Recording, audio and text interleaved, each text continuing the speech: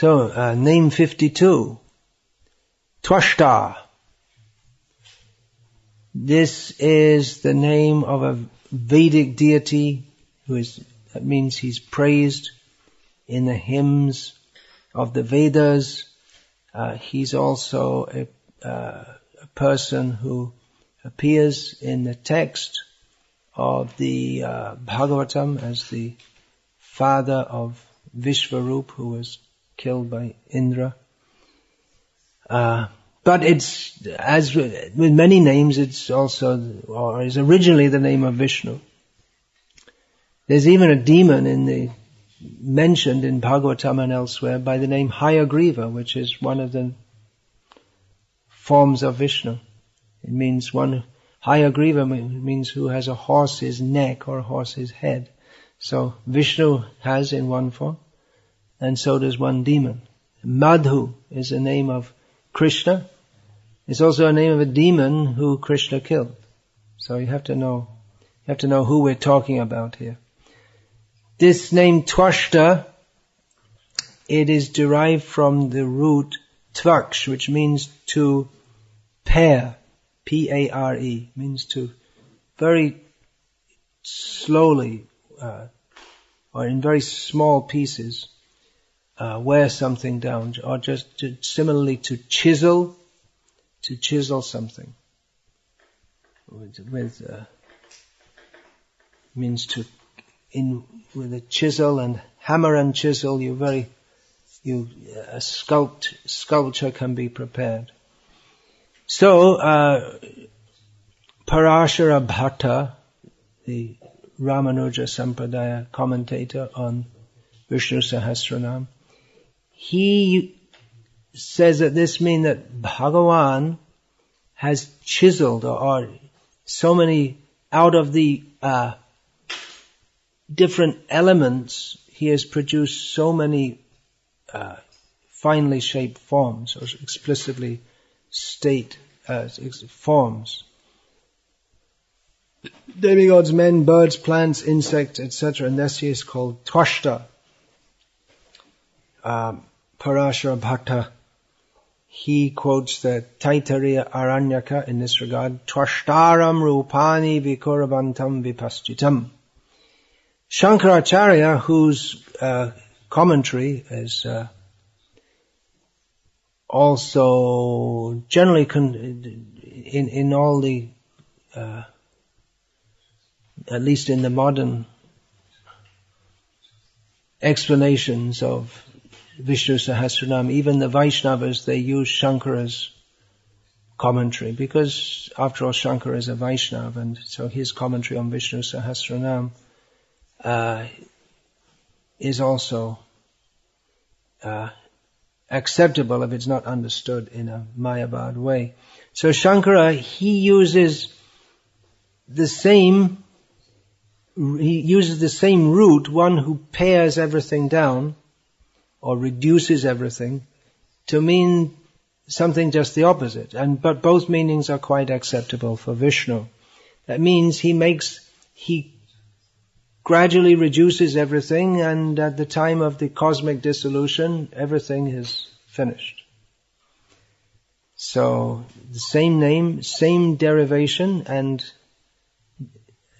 but a quite opposite understanding. In one way, by chiseling the forms, he produces them. In another way, by chiseling them, he reduces them to nothing. Another meaning given for Tvasta is he whose form is handsome and splendid. Another meaning is he who makes large things small, which leads us into the next name.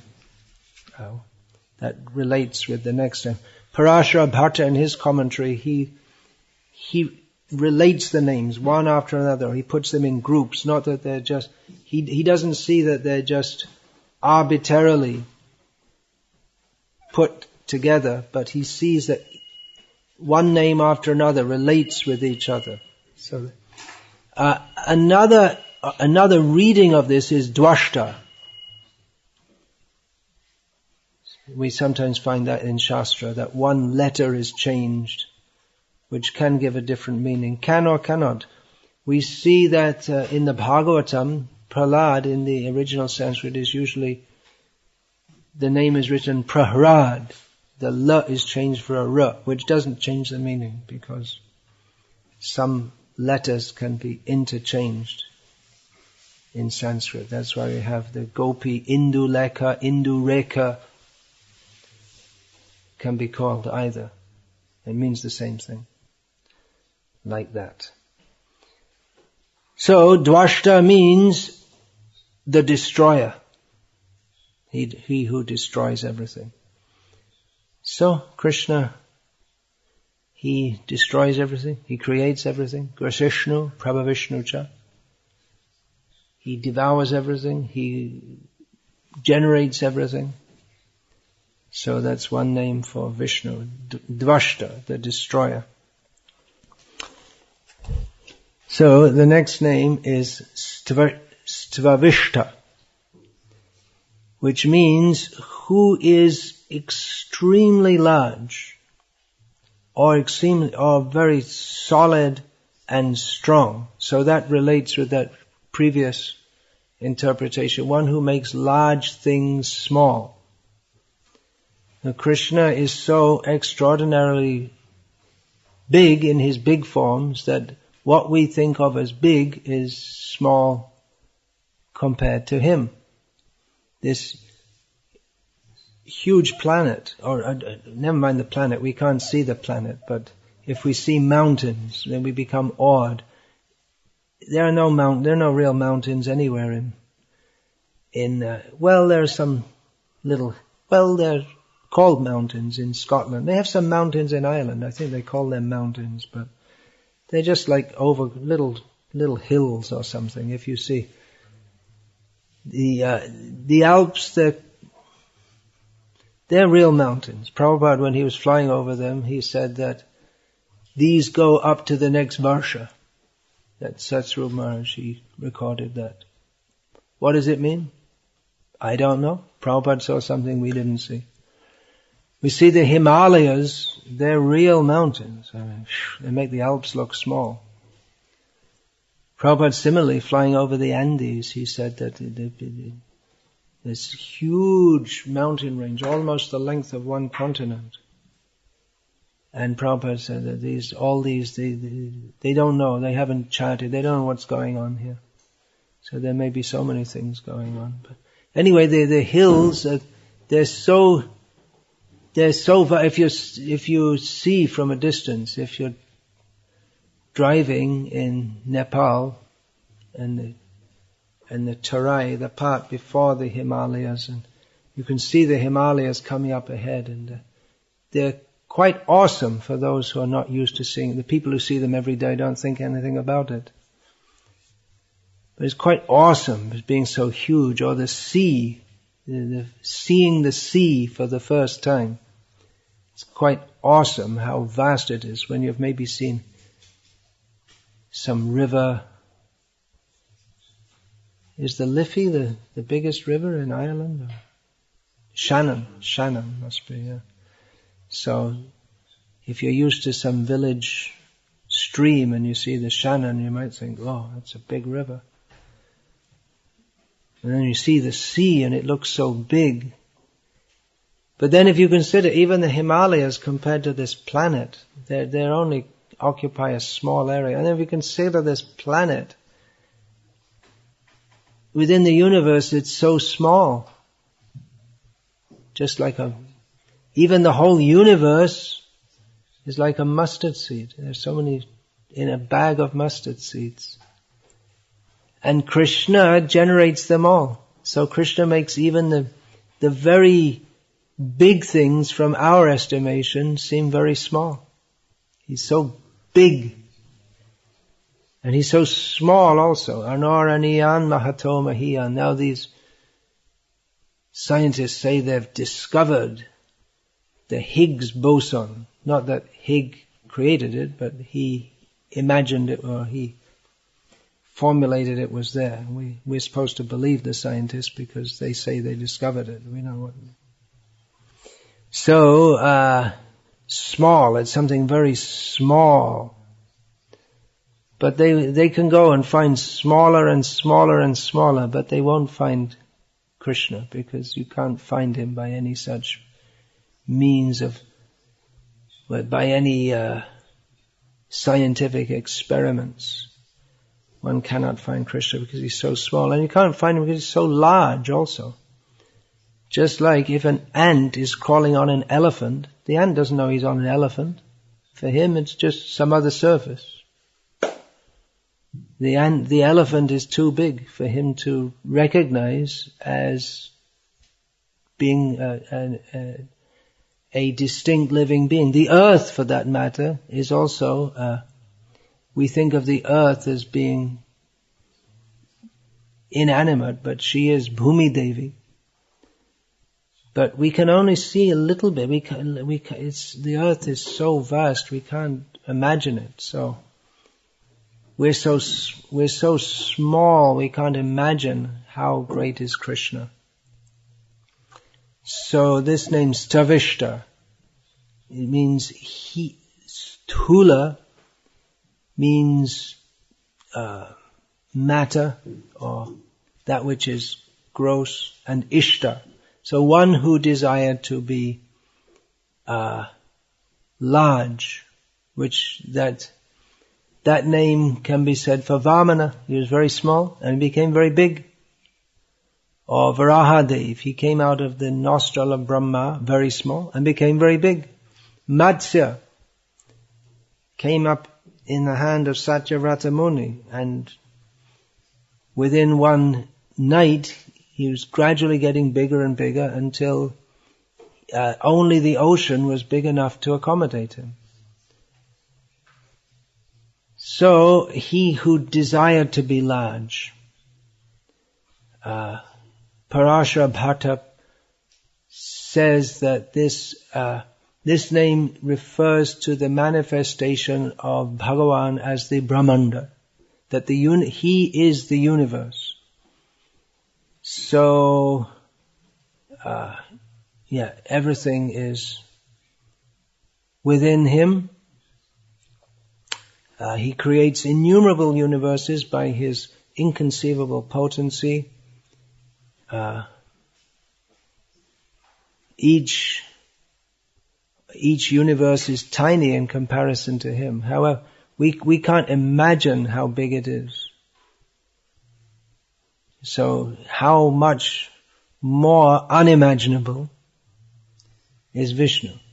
If something's unimaginable, can something be more unimaginable? If it's unimaginable, it's unimaginable. But even more, just like that Brahma, he says that even if someone could count all the atoms in the universe, which they can't, but even if they could, you couldn't count the transcendental qualities of Krishna. So even if someone could, in their intelligence, scope the universe, Brahma, he can do that. His intelligence is such that he can accommodate the whole universe and the size of it and the workings of it within his intelligence. So we can imagine how much more in mental capacity Brahma has than us. But then Brahma, he also says that I can't understand Krishna. If anyone thinks they can, well, good luck to them. Jananta eva janantu kimbahu janame prabhu. Manaso vapaso vacha vaibhavam tavago chara. He says to Krishna that someone may say, or someone may think that they know everything about you. Well, let them think like that. But as far as I'm concerned, and again it's the somewhat sarcastic way of speaking, because no one has got brain capacity or intelligence in this universe. No one has got intelligence anywhere near the level of Brahma. He says that as far as I'm concerned, Krishna's qualities, Krishna's grandeur is far beyond my capacity to think about, conceptualize, speak about, such as Krishna. Sthula, also means gross or fat. So that could be understood that way. Krishna is the supreme gross, or Krishna is the supreme fat. Now we may think that's very strange, but then, well, Krishna is supreme in everything, so he can be the supreme gross also. If you want to be gross, Krishna can be gross with you also. Tanahang dushata kruran sansareshu naradhamang shipyami ajasamashuram asarishveva yonishu. For those who act in a gross demoniac way, Krishna chucks them into hell. I guess that's pretty gross. So, Krishna is you want to be nasty? Well, Krishna can be nasty with you too. The supreme fat, corpulent. That's a nice way of saying fat. Pleasantly plump. So, Krishna, whatever, supreme fat, supreme thin, supreme tall, supreme short. Krishna is supreme everything. And he's also in between also. He's not that he's only in the extremes, he is in the middle, he's everything. So another name of Krishna, there's now name 54, Sthavirah, which means big, solid, strong. You see all these names are related, but they have similar meanings and they also have subtle, slightly different meanings also. So the name Sthavirah, it also means one who has always existed, and therefore he is the older than the oldest, old, venerable, respectable. This is derived from stha, tishtati, which means to stand or to exist. So this signifies that Bhagavan Vishnu, he is not constrained by time. This creation goes through the cycles. The creation itself, there's Shrishti, Sthiti, Pralay. Sthiti means existence. So there's creation, existence of the universe for some time, and destruction. And within this universe also, everything goes through that. Some things exist for a very long time, like the mountains. Some things exist for a very short time, just like some insects, they hatch out of an egg just after nightfall. They have their whole life, they reproduce, and they die before the sunrise. So a very short existence. But everything goes through this cycle, creation, maintenance, destruction. But Krishna himself is beyond that. He's beyond the influence of time. So, Sthavirah, that means very solid. Many of these names they're similar, but they have subtle nuances of difference. Just like the name has already been given, Achala, one who doesn't move. So like that. Krishna is very solid, strong, which means he's dependable. He's not subject to the control of everything else, which is another meaning of him being Ishvara or Prabhu, the master. He's not under the control of anyone or anything. He remains as he is, uninfluenced by anything else. Of course, many of these names, they have to be, especially in consideration of Krishna's relationship with his devotees, these names have to be understood in a different way. Because if we say that Krishna, he is unmovable, unchangeable, but then no one can conquer him, Ajita, but then all this becomes modified by prem, by love for Krishna, by which he who is unconquerable is conquered. As Lord Brahma also stated, that Ajita Jita, that was, he becomes conquered by those who do what? They hear about him and dedicate themselves to serving him.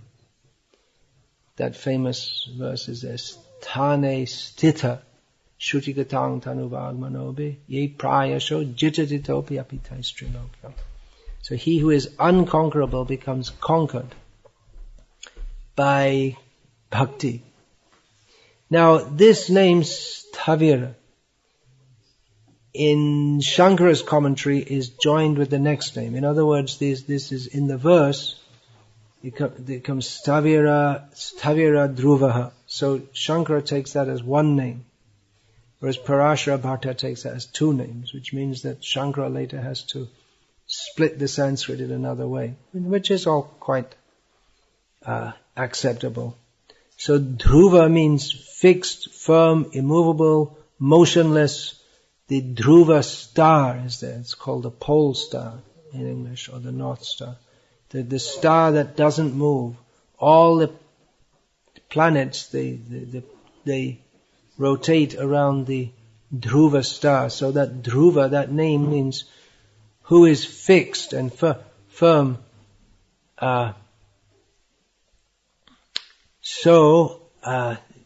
Because the meanings are quite similar, then Shankara, he takes Sthavirah Dhruvah to be one name, but Parashara Bhatta, he takes them as different names. So Dhruvah means fixed, firm, like this. Another meaning, or fixed, firm, immovable, motionless. But another nuance of that is who is unaffected by time, who is unchanging, who is permanent, in other words, who is eternal.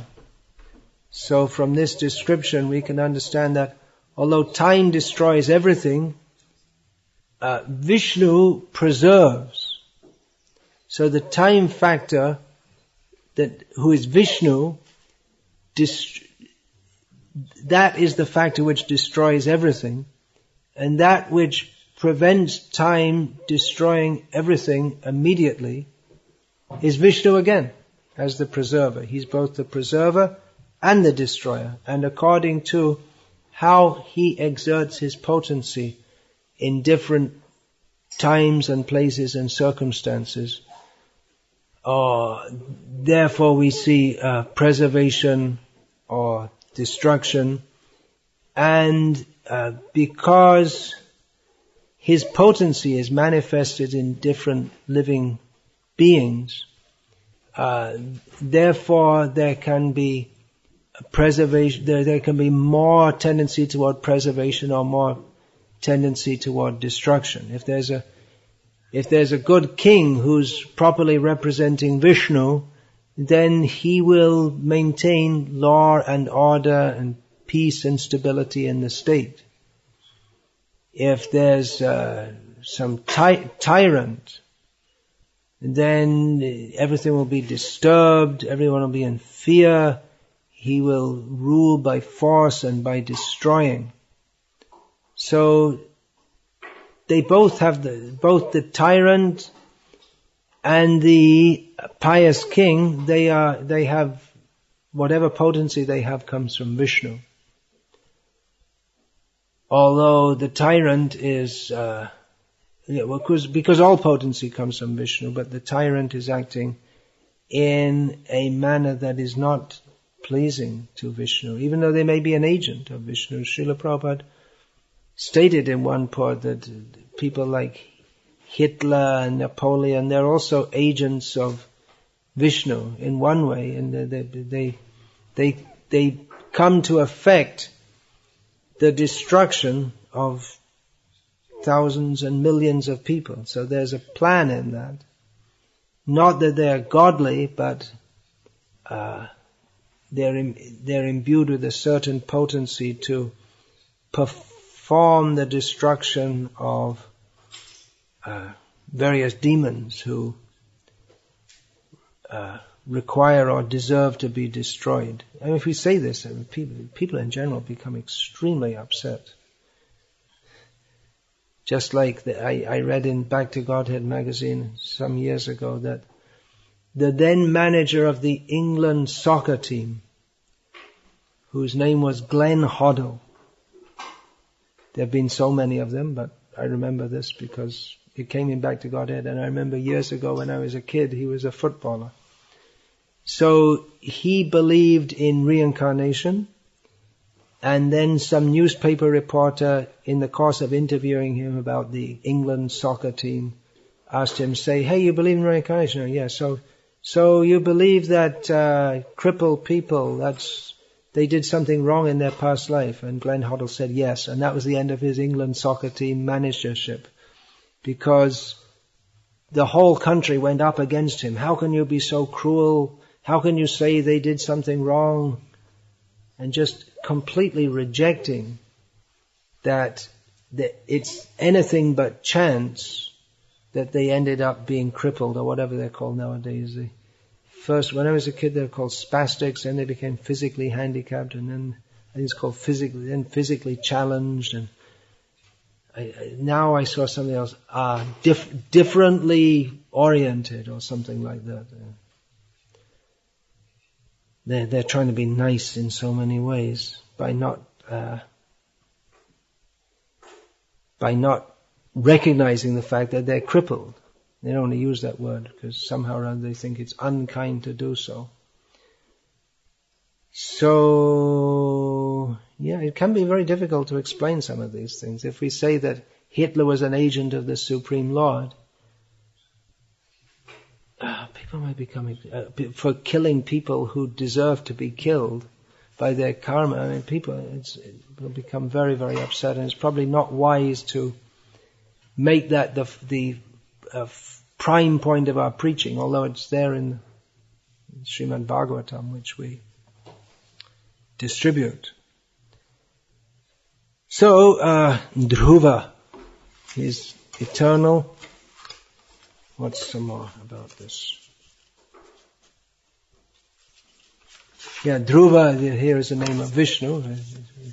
Dhruvah, the boy who became the king of the universe, is of course referred to in Srimad Bhagavatam. When we think of Dhruvah, we usually think of the great devotee, Dhruvah, who started off as a materialist, a little boy with very big desires, who was directed by his mother to meditate on Vishnu, who Narad Muni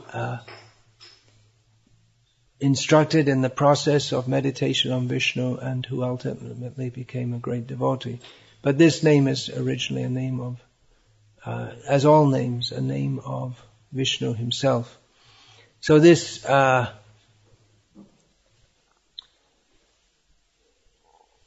name is derived from the root dhr, which means to carry, maintain, to preserve, to be eternal, to be immovable. Stiratvat Dhruvaha, that which is stira, that which is unmoving, that is called Dhruvah. So that again, that you see how it fits with the previously mentioned name. So this name signifies that while time keeps moving, he's unchanging. Everything else is changing, he remains the same. So again, that gives us this understanding, these qualities of Vishnu, and discussing them gives us impetus to take shelter of him, because everything in this world is changing and moving, and the king of today is the dog of tomorrow, or maybe vice versa. Whatever situation we're in, we're on quicksand, or we're on thin ice, which is our whole situation is going to be shattered.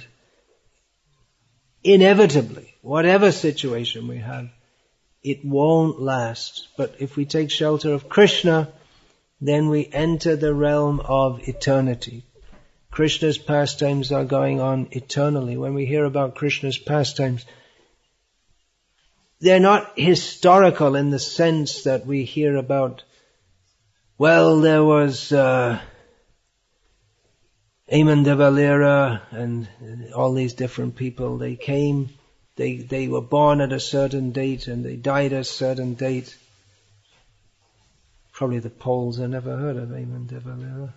You ever heard of Aman de Valera?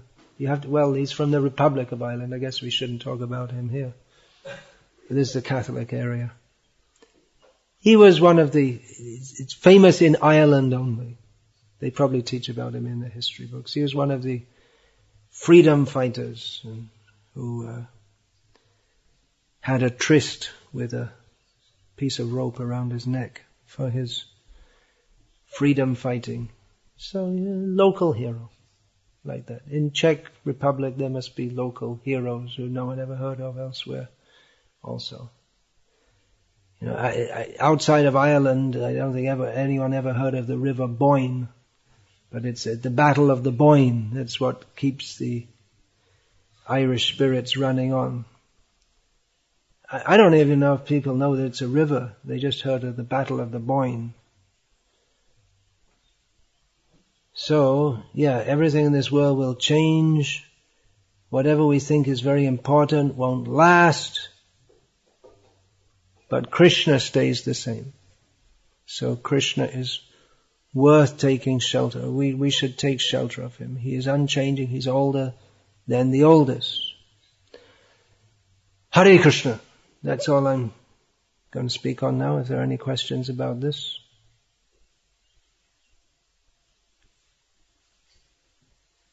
You can ask. This commentaries on Vishnu Sahasranama, it's still quite common in the Madhva and Sri Vaishnava Sampradayas. That those who have the capacity to listen, they'll come every day and listen, and it'll go on for some months like this. I've seen in Udupi, there's one Pandit giving commentary. Some people they come and listen every day. They like to hear the qualities of Vishnu. In the modern Sri Vaishnava Sampradaya also, this Velaguri Krishna, he's also, you can get CD in a whole pack of CDs of his lectures on Vishnu Sahasranama. So it's a medium to glorify the qualities of Krishna. And of course, still many people chant it daily, and in this way meditate on the qualities of Vishnu. You may be saying, why Vishnu? Why not Krishna? Well, stay tuned in. It's 2 names from now in Vishnu Sahasranama. Agrahyo Krishna in the next verse. So, any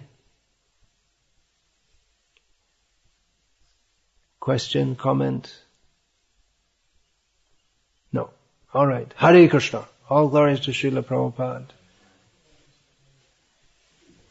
Jai Shri Shri Gaurnitai. Jai Shri Shri Radha Govinda.